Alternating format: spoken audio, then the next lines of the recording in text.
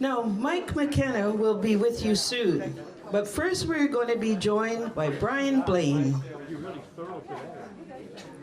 Wow, Brian. There you are. And here I am. Great to see you too. After all these years, we've been working together off and on. And I wanted to just ask you a few questions. Maybe start off with your project coming up, and maybe you could tell us a little bit about what your plans are right now. Well, Lincoln, I got a new CD, remembering my times on that stage at the Black Swan.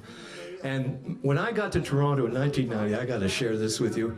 It was Gary Kendall's jam upstairs, and I was the new kid, you know. So I come up to for the jam, and got my guitar. And no, I'm not gonna, nobody knows me. I'm not gonna play that day, you know, but I make a few contacts, you know, and that's fine, so I come again. What happens that day, though, I don't get to play, but my leather jacket gets swiped. So it's like, welcome to Toronto, kid, you know? You don't get to play, and you lose your leather jacket. But anyway, I'm sure that doesn't happen very often, but it was one of those things. But then the next week I come again, and Gary lets me up on stage. I plug into this Fender amp, but I'm a kid from the hills of Quebec. I've never seen a Fender amp. I don't know about all those switches in the back, you know? And so I'm playing, and there's nothing happening on the guitar, you know? And like, nobody's gonna help this guy, you know, figure that out. It's like, if you don't even know how to turn on an amp. So anyway, I grab the plug, I plug it right into the PA, which was right by me, and crank up an input, and I got in there. But that's how not my introduction to the Black Swan.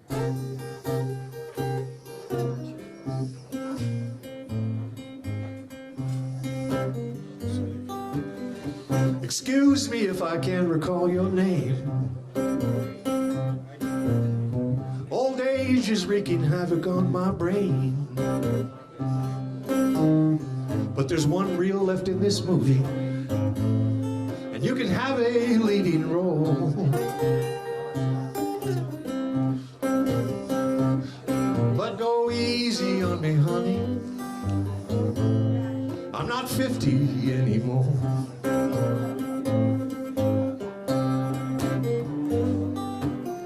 Well, the label says they'll sign me if I'm prepared to hit the road. But I don't drive in them blizzards, can't lift them heavy loads.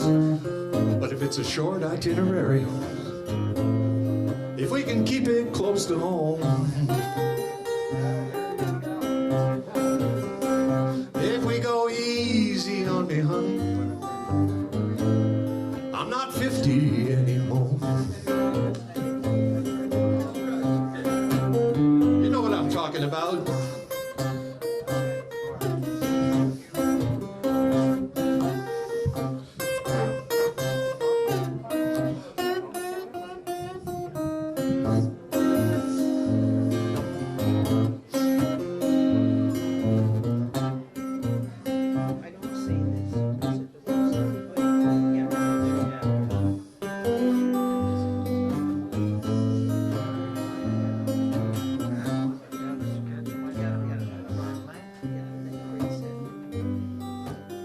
Well, I tell all the pretty women I'm not the man I was before. I don't get out like I used to. Is there a washroom on this floor? I'm blind without my glasses. Just point me to the door.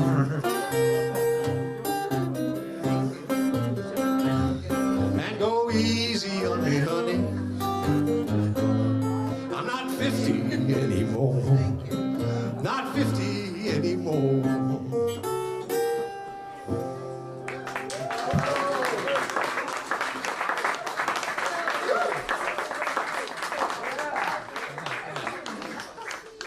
So I was thinking I would do a whole bunch of songs from the album, and then after that I changed my mind because I write a lot of songs about fellow musicians, or like you can see, even references to being in the music business. It seems to be the only thing I write about.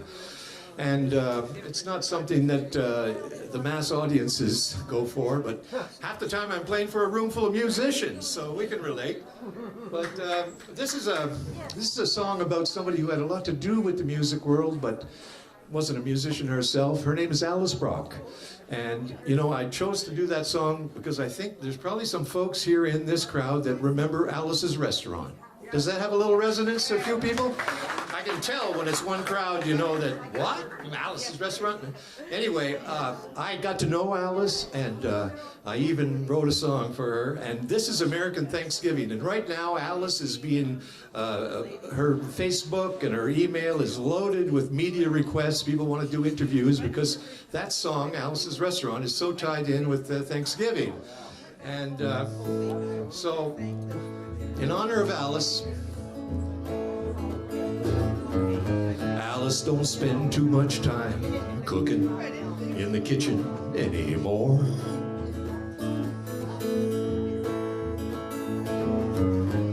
It's not like Alice's Restaurant days so long ago. Well, now she lives in P-Town, an artist on the Cape, an icon of the 60s who managed to escape. If you want, go ask Alice, and she might be willing to talk.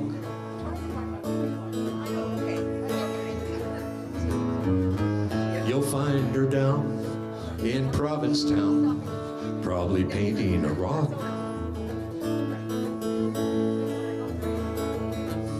Or drawing cats on beach stones and tossing them in the sand.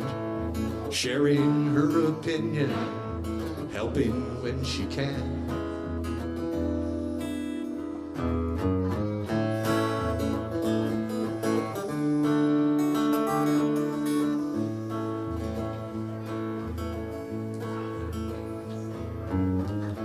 Well, Alice don't care much for money and all that it brings.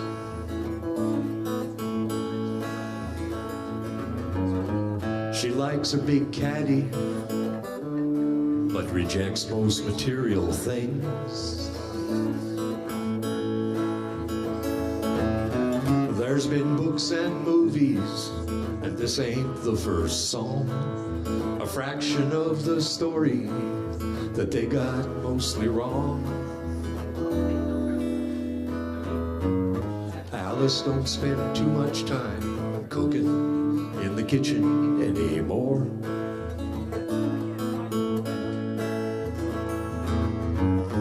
Alice don't spend too much time cooking in the kitchen anymore.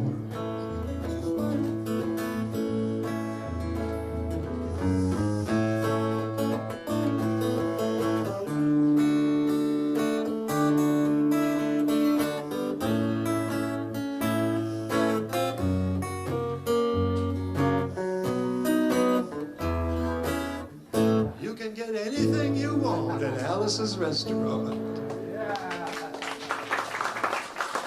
And speaking of that, you know, Alice was a real pioneer back in the 60s. She was a spokesperson for the legalization of weed, and she was an activist. She sure was an active roller.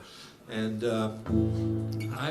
when the legalization happened up here in Canada, she was so thrilled. And now even in Massachusetts, I think Massachusetts is okay now.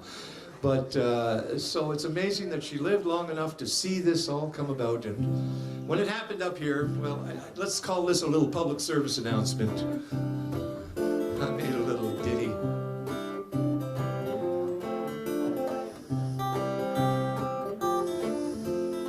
This is for you, Alice, if you're watching.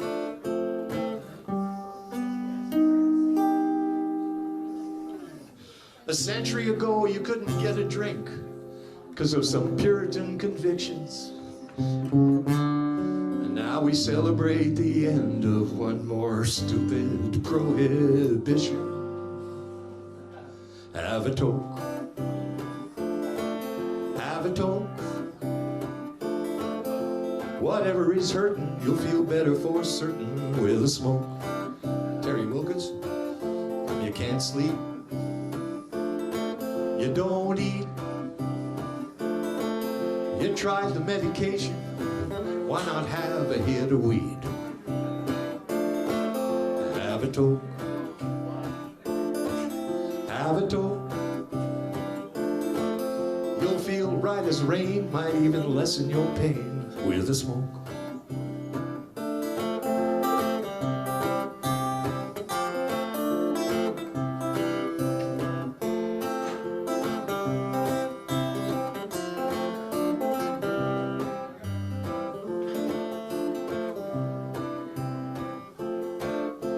But no, it's not for everyone.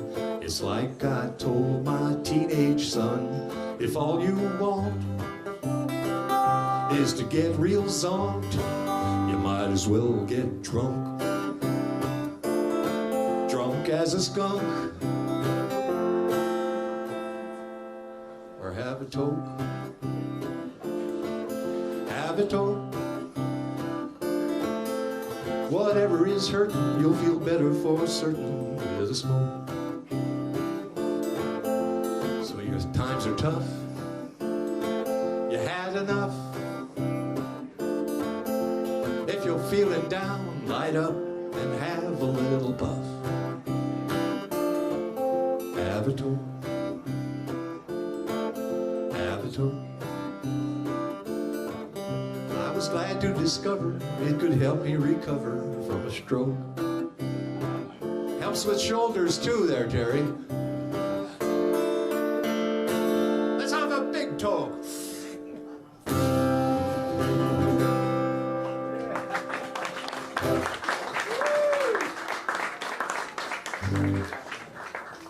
So I was talking about songs about musicians. That's my, what do you call that? A guilty pleasure? And most of them are musicians I got a chance to play with, got to know. The song that isn't on the list today is about Kathy McDonald, because it's a longer song, but it talks about our time together. And Kathy was the backup singer for Long John Baldry for all those years, and she was something we toured Germany for 3 weeks. It was amazing. But here's one about a musician that I never played with or really met. And it's somebody that I'm sure all of you are quite familiar with, Lorena Mckenna. And back 25 years ago, I wrote a song about Lorena because I had just heard about this tragedy. Her fiance had drowned, and she was going to give up music. She was quitting the whole thing, and I thought, oh my God. And I wrote this tune, and I was kind of encouraging her to keep up the music.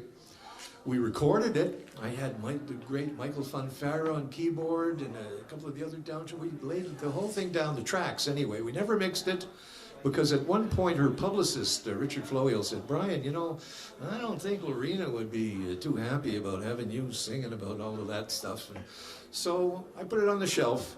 But it's, 25 years later, and I just happened to find the handwritten lyrics. I can't remember the music for the life of me. It was very different than what this is. I told you I'd be pulling out something remotely bluegrass, so this one is for you. And I think, since it's bluegrass, I'm going to have to use a flat pick. Let me see if I got one here.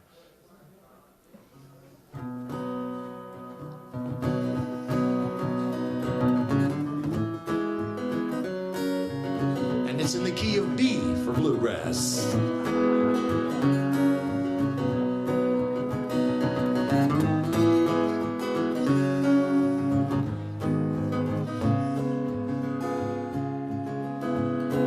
You could turn down the guitar a little for me, just a bit. She was just a street musician, busking on the square.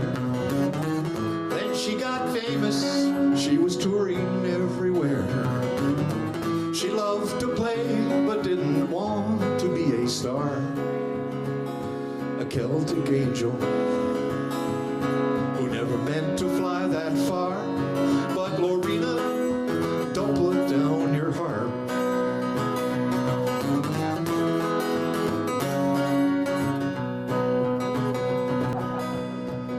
It's a true musician's story. And I think it's time to tell how a waif became a princess in a tragic fairy tale.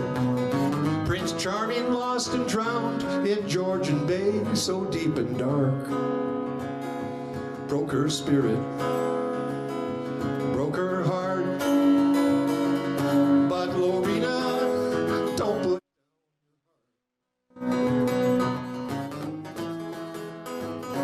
Can you hear the fiddle and the banjo there?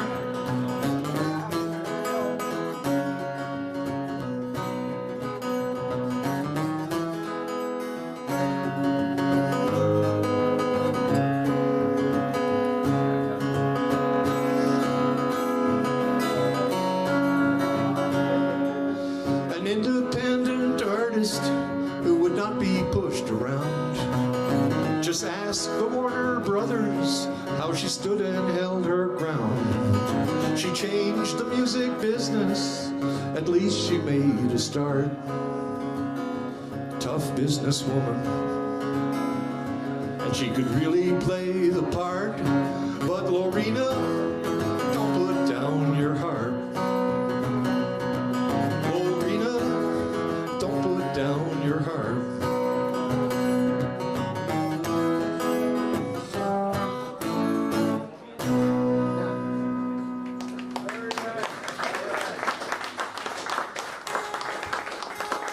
Is there any friends of Lorena in the house that might check to see if it's okay to be singing about her? Here's somebody nobody will mind me singing about. Does anybody remember the prof? Professor Piano, Scott Cushning. Beautiful cat, eh? Some folks here have played with him. And, you know, back in Quebec, I heard a song on the radio, and I pulled out a tape, put a mic in front of the radio, and recorded this song called Bourbon Street. I learned it from that tape. It was in my repertoire for all those years. And then, I guess, well, it was in the 90s. I landed in Toronto in 1990. And I'm at Albert's Hall, and one of my bandmates says, Brian, you know, that's the guy that wrote that song that you sing. And I went, really? And so I meet him, I run into him. I won't, story's in the song. Maybe I can just spare you all of that. But let me just make sure this E string is... So I run into Scott, and we ended up playing together. And then those of you that know him probably know the great mystery of how Scott kind of disappeared, and it was like a horrible thing, but we made some beautiful music together. Scott, oh, here's the part though. The song Bourbon Street is the chords I'm playing right now, because I had the lyrics, I had the story, but I didn't have chords. I couldn't think of a groove for the song. And then I thought, what about Scott's song? I'm just gonna grab that tune and put my words on it. So that's what I did. He said, okay, Scott, I hope. Scott Cushnie wrote this melody a long time ago.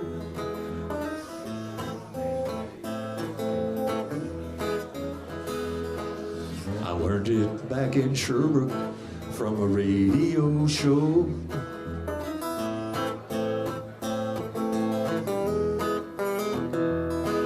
Who knew one day we'd be playing together on the road in lousy weather, where he told me stories about the golden days. It was years till I knew it was Scott who wrote Bourbon Street.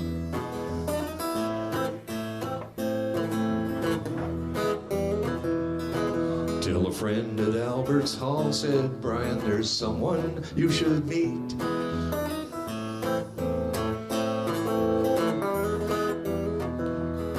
Then I ran into Scott in the men's room, and I told him how I'd been singing his tune.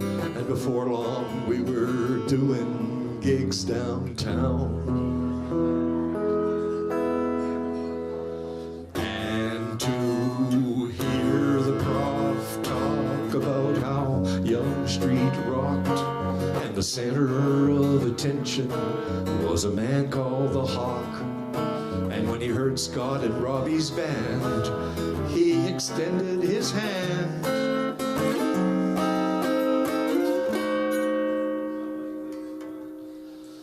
Well, the story goes Ron wanted Scott, but not the whole band.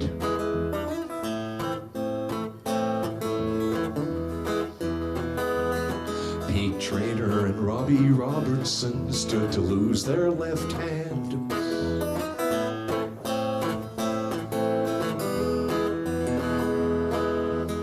Scott was in and out of Ronnie's band. Pete Traynor's name became a brand, and we all know Robbie Robertson did okay. And to hear the prof talk about how Young Street runs, and the center of attention was a man called the Hawk. And when he heard Scott and Robbie's band, he extended his hand.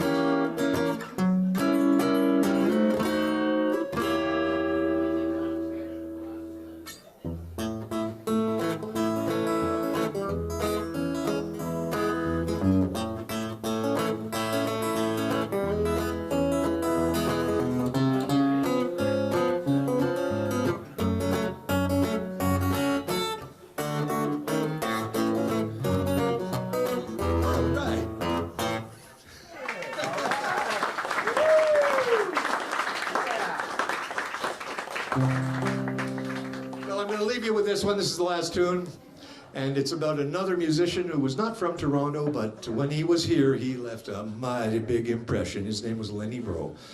Beautiful cat, beautiful guitar player, and I did get to jam with him one time, and like I do, I just put it in a song. If I had tremolo on this, I'd be cranking it right now. A little more guitar for this one, because it's pretty late.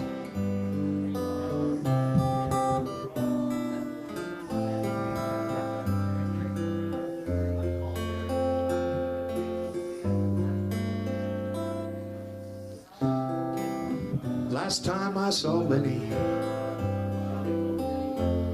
we were driving in a Winnipeg rain. He's gonna play at some park concert, but first a stop at Long and McQuaid. We got rained out, the concert canceled, so we went up to Dick and Sandy's to jam. Winnipeg loved Lenny. He was their music man. But then he moved to Nashville, and later on LA.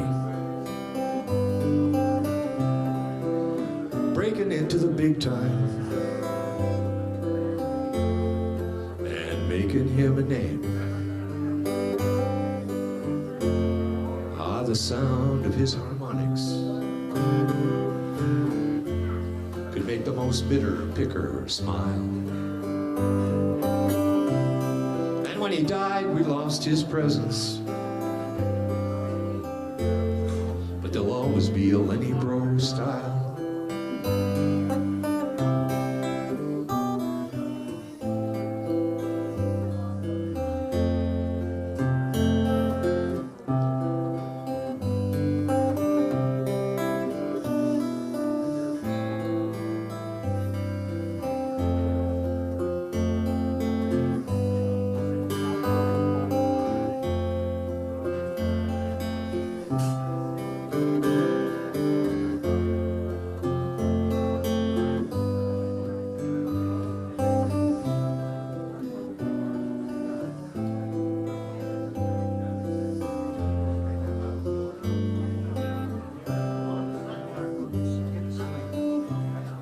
Some people often wonder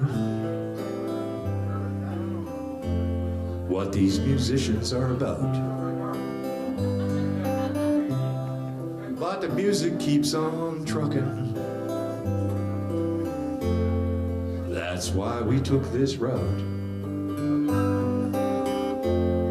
I remember someone told me, I repeated it to my wife. Some people live for music, but musicians play for life. Some people live for music, but musicians play for life. Thank you, Brian. Thank you, Kevin, David, Keith, all the folks, the volunteers.